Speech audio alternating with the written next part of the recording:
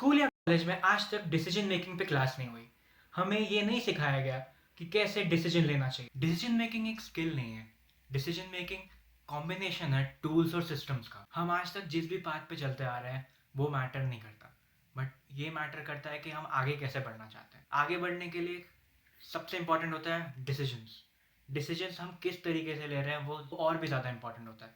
Peak state में लिए हुए डिसीजन हमें एक पावरफुल ट्रैजेक्टरी पे सेट करता है, जिससे कि हम ऑटोमेटिकली आगे बढ़ सकते हैं। मेरा नाम है आदित्य पांडे और आज हम बात करने वाले हैं डिसीजन मेकिंग के बारे में। दिन में हम हर मोमेंट पे ट्रिवियल डिसीजंस लेते रहते हैं जिनके कॉन्सिक्वेंसेस उतना मैटर नहीं करते, बट कई ऐसे इंपॉर्टेंट डिसीजंस होते हैं जो हमारी लाइफ को चेंज कर सकते हैं। फिर भी हमें ये नहीं मालूम है कि कैसे डिसीजन लेना चाहिए। इसी वजह से हम पुरानी प्रोज एंड कॉन्स में चले आते हैं, जिनमें एक साइड प्रोज एक साइड कॉन्स लिख के हम अपना डिसीजन लेते हैं।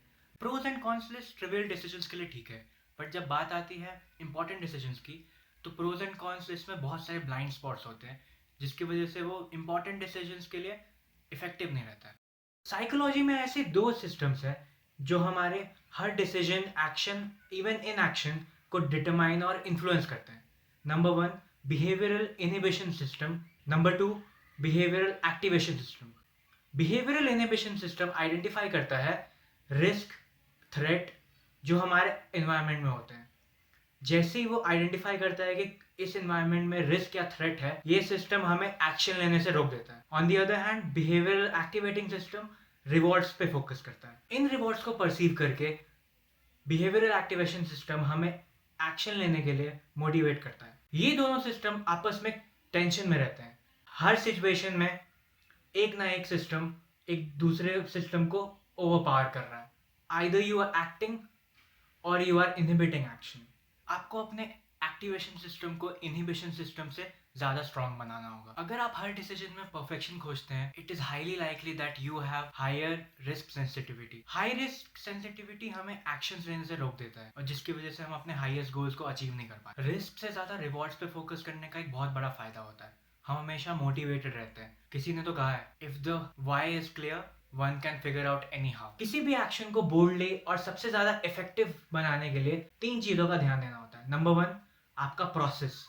आपका प्रोसेस क्या है वो डिसीजन लेने का। नंबर टू, अगर आप अपने डिसीजन को लेके थॉटफुल या प्रोएक्टिव है कि नहीं। नंबर थ्री, जो कि है सबसे ज़्यादा इंपॉर्टेंट, कंडीशंस। आपने वो क्वालिटी डिसीजन किस कंडीशंस में लिया है। सो इंपॉर्टेंट डिसीजंस कब लेने चाहिए। टोनी रॉबिन्स ने कहा है, you should only make big and important decisions when you are in a peak state. When you do so you set yourself up to the highest level consistently. Peak state एक ऐसा point होता है जिसमें हम अपने highest level पे operate कर रहे हो। पीक स्टेट में आने के लिए बहुत सारे तरीके हैं। मेडिटेशन, जर्नलिंग, प्रेयर, आपके लिए जो काम करता है आपको वो यूज करना चाहिए। बट सारे एपिक डिसीजंस पीक स्टेट में ही लेने चाहिए। पीक स्टेट में जो भी डिसीजंस हम लेते हैं हम हमेशा हाईएस्ट लेवल पे ले सकते हैं।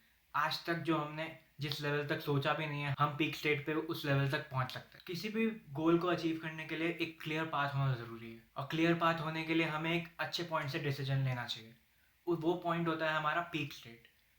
हम जो भी डिसीजन पीक स्टेट से लेते हैं हम एक ट्रैजेक्टरी सेट कर देते हैं। कोई भी इंपॉर्टेंट डिसीजन से पहले एक ट्रैजेक्टरी सेट होना बहुत ज़रूरी है और वो डिसीजन हम किस इंटेंसिटी से ले रहे हैं वो और भी ज़्यादा इंपॉर्टेंट है। कोई भी डिसीजन लेने का बेस्ट टाइम होता है जस्ट उठने के बाद, क्योंकि हमारा विल पावर सुबह सुबह बहुत ज़्यादा हाई लेवल पे होता है। बट जनरली हम कभी भी डिसीजन ले लेते हैं, बट इंपॉर्टेंट डिसीजंस हमेशा सुबह सुबह लेना चाहिए। विल पावर एक मसल की तरह है, जितना आप उसको यूज़ करेंगे उतना वो कम होते जाएगा। बट सुबह सुबह विल पावर अपने हाईएस्ट पोटेंशियल पे रहता है। किसी भी डिसीजन से 100% कमिटमेंट होना बहुत ज़रूरी होता है, क्योंकि अगर हम सिर्फ 98% कमिटेड रहेंगे तो कोई भी हम अपने आगे के बिहेवियर्स को प्रिडिक्ट नहीं कर पाएंगे। अगर आप 100% कमिटेड है अपने डाइट पे, तो अगर आपको कोई बाद में आके समोसा दिखा दे तो आप उसको ही मना कर देंगे कि डायरेक्ट मैं 100% अपने डाइट पे कमिटेड हूँ, मैं ये नहीं खा सकता। अगर आप 98% कमिटेड है तो आप ये सोचेंगे कि खाना चाहिए कि नहीं खाना चाहिए। बट वहीं अगर आप 100% कमिटेड होंगे तो आप अपने एक्शंस को डायरेक्टली प्रिडिक्ट कर सकते हैं। आप ये नहीं सोचेंगे कि मुझे ये खाना चाहिए कि नहीं खाना चाहिए। आपने 100% डिसीजन लिया हुआ है, 100% आप कमिटेड है and that's it. Michael Jordan ने कहा है, once I took a decision I never look back on it. So 100% commitment बहुत ज़्यादा ज़रूरी है। और कोई भी डिसीजन जब आपने ले लिया तो लॉ ऑफ अट्रैक्शन के अकॉर्डिंग, जैसे शाहरुख खान ने कहा है, किसी भी चीज़ को अगर शिद्दत से चाहो तो पूरी कायनात उसको आपसे मिलाने की साजिश में जुट जाती है। तो आपने कोई भी अगर 100% डिसीजन लिया और आप 100% कमिटेड हो और सिर्फ उसके बारे में सोच रहे हो, उसका नेगेटिव साइड पे आप ध्यान नहीं दे के आप पॉजिटिव साइड पे ध्यान दे रहे हो, तो आपको और भी अपॉर्चुनिटीज दिखेंगी जो उस डिसीजन को सपोर्ट करते हुए रहेंगे। अपने कंडीशंस को बदलने के लिए हमें खुद को बदलना होगा। अगर हम ये नहीं करेंगे तो हमारी करंट रियलिटी ही वैसी रहेगी, हम अगले लेवल तक नहीं जा पाएंगे और हमारे ड्रीम्स जो हैं वो ड्रीम्स ही रह जाएंगे। उस समय हमें ये एडमिट करना ही पड़ेगा कि हमने जो डिसीजन लिया था वो एक्चुअली में डिसीजन था ही नहीं, वो बस हमने ऐसे ही बोल दिया था, जैसे कि हम मेजरली करते हैं। बट कोई भी इंपॉर्टेंट डिसीजन लेने के लिए अगर एक प्रोसेस हम फॉलो करते हैं, हम जानते हैं कि डिसीजन कैसे लेना चाहिए, तो हम उसको और भी अच्छे तरीके से लेते हैं और अपनी लाइफ को चेंज करके रखते हैं। अगर आपने वीडियो यहाँ तक देखा है तो प्लीज़ वीडियो को लाइक करके जाइएगा और यूट्यूब एल्गोरिदम के लिए नीचे कमेंट्स में मुझे बताइए कि आपको वीडियो कैसा लगा और आपका डिसीजन मेकिंग प्रोसेस क्या है। आज के लिए बस इतना ही, मैं आपसे मिलता हूँ अगली वीडियो में।